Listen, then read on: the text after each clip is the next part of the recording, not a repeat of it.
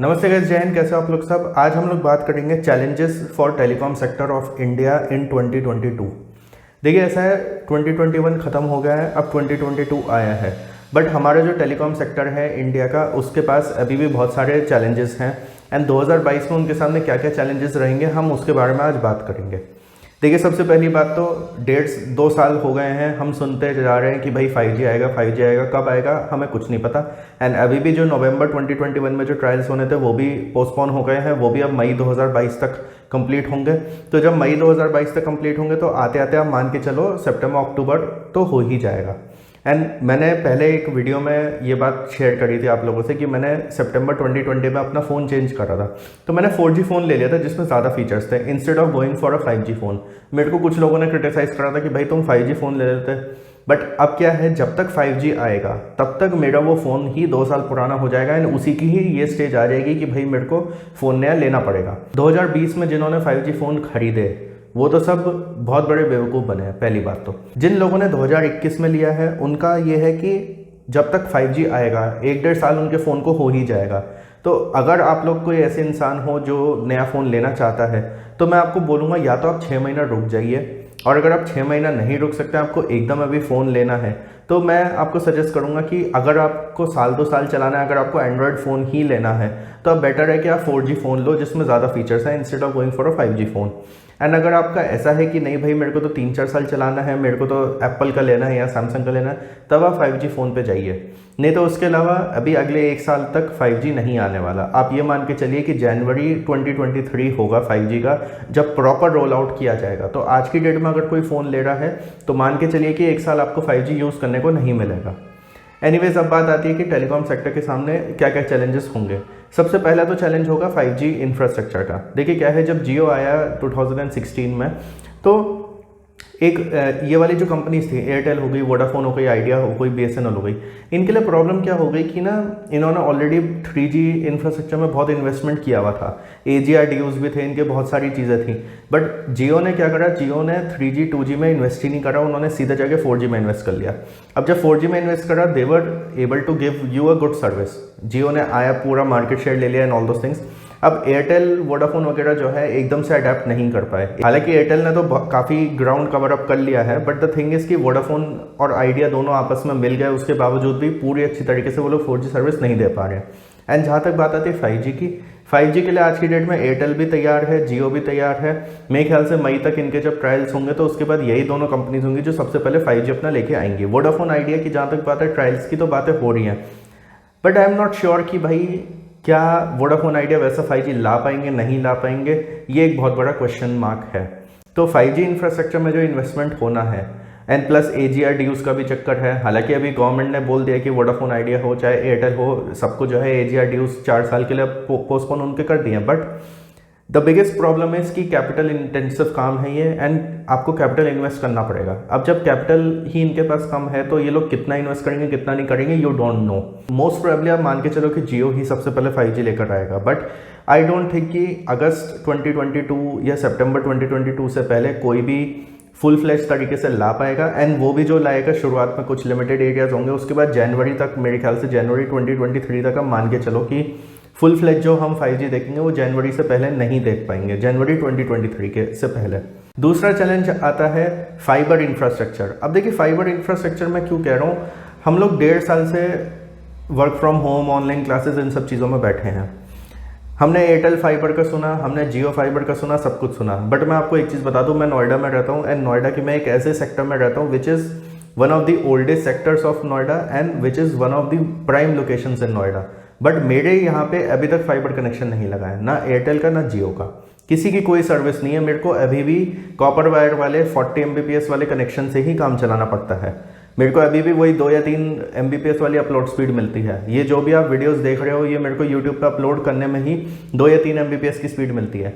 Despite living on a very prime location in Noida, मेरे को अपने घर में एयरटेल एक्सट्रीम की सर्विस या फिर जियो फाइबर की सर्विस नहीं मिलती है। ये 2-2.5 साल से बोलते आ रहे हैं। एयरटेल का कनेक्शन मेरे घर में पिछले 12 साल से है।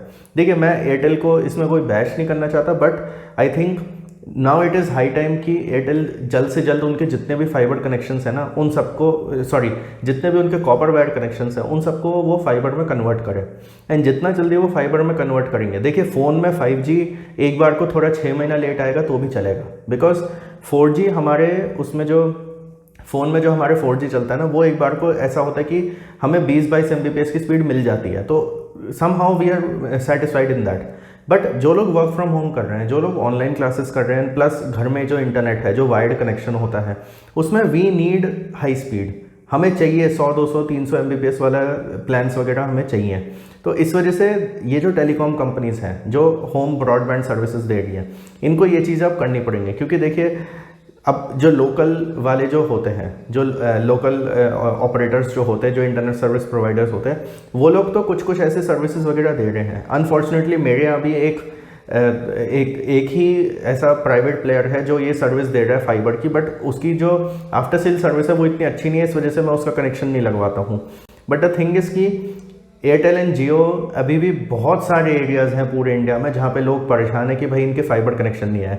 एंड बहुत बड़े बड़े एरियाज़, इवन गुड़गांव में जो लोग आईटी सेक्टर में काम करते हैं, जो लोग गुड़गांव में रहते हैं, वर्क फ्रॉम होम कर रहे हैं, सब कुछ है, वो लोग भी परेशान है कि यार हमारे यहाँ कोई फाइबर कनेक्शन ही नहीं है, एयरटेल जियो ने कोई काम नहीं करा है इस मामले को लेकर। तो ये एक दूसरा चैलेंज है इनके ऊपर, क्योंकि अगर इन लोगों ने ज़्यादा डिले करा तो जैसे ही कोई अच्छा प्लेयर आएगा वो इनका सारा मार्केट शेयर ले जाएगा। तीसरा चैलेंज होगा स्पीड का। अब देखिए, अगर आप लोग ने यूरोप ट्रैवल करा हो, अगर आप लोगों ने यूएस वगैरह ट्रैवल करा हो, आप वहाँ का 3G यूज़ करिए, अब वहाँ का 4G यूज़ करिए। हालांकि 3G तो अब वहाँ पे कहीं यूज़ भी नहीं होता, 5G ज़्यादातर जगह चलता है, 4G कुछ कुछ जगह चल रहा है मोस्टली। बट अगर आपने पिछले 5-10 सालों में वहाँ पर ट्रैवल किया है, आप एक चीज़ देखेंगे, वहाँ पे जो स्पीड 2G में मिलती थी वो स्पीड हमें 3G में मिली, वहाँ पे जो स्पीड 3G में मिलती थी वो स्पीड हमें 4G में मिल रही है। एंड अनफॉर्चुनेटली ऐसा ना हो कि जो हमें 5G में स्पीड मिल रही है वो हो जो उन लोगों को 4G में मिलती है। एंड ये एक और चैलेंज होगा टेलीकॉम कंपनीज के सामने, बिकॉज देखिए अगर हमें 5G चाहिए तो हमें फुल फ्लैज 5G चाहिए, फिर हमें ऐसा नहीं चाहिए कि भाई आपने 4G का, जैसे वो कहते हैं ना कि जैसे आपका एक iPhone 13 होता है, एक iPhone 13 Pro होता है, तो आपने कह दिया भाई ये 4G Pro है या कुछ है, आपने 4G में कुछ ट्वीक्स करे और आपने 15-20 Mbps से उसकी स्पीड बढ़ा दी और आपने कह दिया जी देखो ये रहा आपका 5G। हमें ऐसा नहीं चाहिए। 200-300 Mbps आप जब तक नहीं देंगे, upload and download both, because Airtel की सबसे बड़ी प्रॉब्लम क्या है कि वो केवल अपलोड स्पीड पे वो ध्यान ही नहीं देते, डाउनलोड स्पीड पे ही ज़्यादातर ध्यान देते हैं। सेम गोज़ फॉर जियो की शुरुआत में अपलोड स्पीड अच्छी थी, बट उसके बाद भी उनकी अपलोड स्पीड डाउन हो गई। अपलोड स्पीड पे केवल एक वोडाफोन आइडिया जो बहुत अच्छी स्पीड आपको देता है, बट हमें 200-300 Mbps अगर चाहिए तो वो फिर अपलोड डाउनलोड दोनों चाहिएगी। स्पीड का मतलब ये नहीं कि आपने केवल डाउनलोड 200 Mbps दे दिया, आपने कहा ये लो आपका 5G और आपकी अपलोड स्पीड वही 1 या 2 Mbps आ रही है, वो भी नहीं होना चाहिए। अगर ऐसा हुआ तो 5G इज़ फेल, तो फिर वो उस 5G का कोई फ़ायदा नहीं है। तो ये भी एक बहुत बड़ा चैलेंज है टेलीकॉम कंपनीज के सामने कि उनको स्पीड भी उसी हिसाब से देनी पड़ेगी 5G के हिसाब से। चौथा पॉइंट होगा रूरल एरिया कनेक्टिविटी। अब देखिए रूरल एरिया कनेक्टिविटी जो है ना, वो हमारे देश को अगर डिजिटल बनाना है तो उनको रूरल एरिया में भी बहुत सारे इंफ्रास्ट्रक्चर डालना होगा। जैसे मैंने आपको सेकंड पॉइंट में बताया कि उनको फाइबर बहुत सारी जगह लगानी अभी रह गई हैं। ये तो मैं शहरों की बात कर रहा हूँ, बट रूरल एरियाज़ में तो बहुत सारे ऐसे भी एरियाज हैं जहाँ कॉपर वायर भी नहीं है, तो वहाँ पे भी आपको फाइबर लगानी है, वहाँ पे भी आपको बहुत सारे सिस्टम्स डेवलप करने हैं। आपको जो पूरे इंडिया को जो कनेक्ट करना है, डिजिटल इंडिया में आपको अच्छी तरीके से कंट्रीब्यूट करना है, तो you have to make those capital investments in rural areas as well. देखिए हमें रूरल एरिया के लोगों को भी कनेक्ट करना है ना।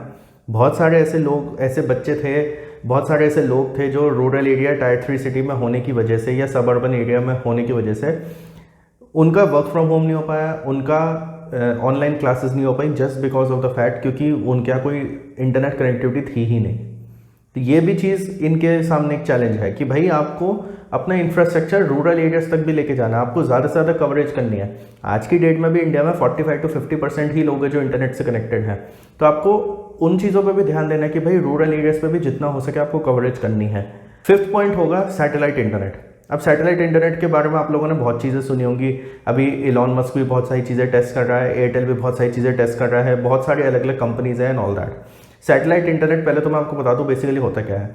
आप उसमें जो आपका स्पेस है उसमें बहुत सारे हज़ारों सैटेलाइट्स आप भेजते हैं एंड आप क्या करते हैं, सैटेलाइट इंटरनेट प्रोवाइड करते हैं। अब इसका कहने का मतलब ये होता है कि जैसे आपके घर में डिश लगता था, टाटा स्काई हो गया या फिर जैसे डिश टीवी हो गया था, ये सब चीज़ें होती थी, वैसे ही आपकी छत पे जो है एक छाता लगाया जाएगा।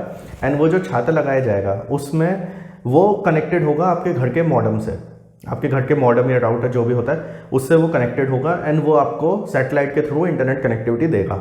वो जो देगा उसमें कुछ कुछ ऐसे मैंने लोगों की एक्सपीरियंसेस सुने जो यूएस वगैरह में जिन्होंने यूज़ करना स्टार्ट कर दिया, उनको 150 से 200 Mbps तक की स्पीड्स आ जाती हैं।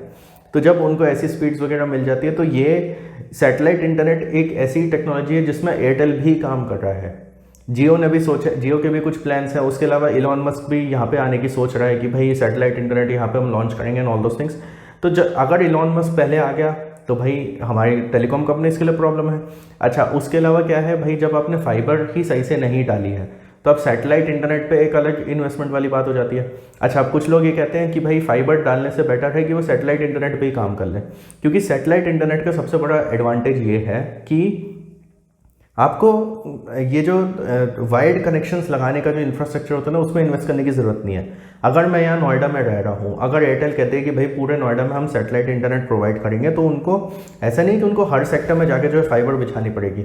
उनको इतना पता है कि हमारा एक सैटेलाइट ऊपर आसमान में है, उससे नोएडा वाले पूरे एरिया को कनेक्ट कर दो। नोएडा के सारे घरों के ऊपर जितने वो जो आपका एक रिसीविंग डिवाइस हो गया प्लस उसके अलावा जो छाता हो गया, वो सब आप लगा दीजिए। वो लगाने के बाद हर एक घर में इंटरनेट आराम से चल सकता है। अब ये बहुत बड़ा एक एडवांटेज है सैटेलाइट इंटरनेट का। बट प्रॉब्लम क्या है कि सैटेलाइट इंटरनेट एक तो महंगा है अभी इनिशियली पब्लिक के लिए, उसके अलावा ये जो पूरा कनेक्शन है ये उतना स्टेबल नहीं होगा जितना वायर्ड कनेक्शन रहता है। तो इस वजह से ये एक बड़ा चैलेंज होगा कि भाई आपको स्टेबल कनेक्शन भी तो देना है। ऐसा भी तो नहीं होना चाहिए कि 100-200 Mbps का आप कनेक्शन दे रहे हैं बट उसमें ऊपर नीचे हो रहा है, अप एंड डाउन हो रहा है, लेटेंसी नहीं आ रही है या डाउन टाइम हो रहा है, वॉटेवर, ये सारी चीज़ें नहीं होनी चाहिए। तो आपको सैटेलाइट इंटरनेट लाना है प्लस आपको उसमें स्टेबिलिटी भी देखनी है। तो ये कुछ 5 चैलेंजेस थे जो मेरे ख्याल से टेलीकॉम सेक्टर अब फेस करेगा 2022 में। एंड इंडिया का जो टेलीकॉम सेक्टर है, हम लोग बहुत सस्ता इंटरनेट यूज़ करते हैं। इंडिया पूरी दुनिया में one of the cheapest internet connections हैं। देखिए 500 रुपये तो हमारे आज की डेट में आप स्टारबक्स भी जाइए, वहाँ पे 400-450 रुपये की कॉफ़ी आती है। एंड 500-550 रुपये में चाहे आप एयरटेल के कस्टमर हो, जियो के कस्टमर हो या कुछ भी हो, आपको 84 दिन के लिए 1.5 GB पर डे मिल जाता है और आपको अनलिमिटेड कॉल्स मिल जाते हैं, पता नहीं क्या क्या चीज़ें मिल जाती है। आप कभी यूरोप जाइए, कभी यूएस जाइए, दुबई साइड जाइए, सिंगापुर साइड जाइए, आपको इतने महंगे महंगे इंटरनेट कनेक्शंस मिलेंगे ना कि आप खुद सोचोगे कि यार इंडिया में हमें कितनी सस्ती में चीज़ें मिल रही है। It's dirt cheap hair.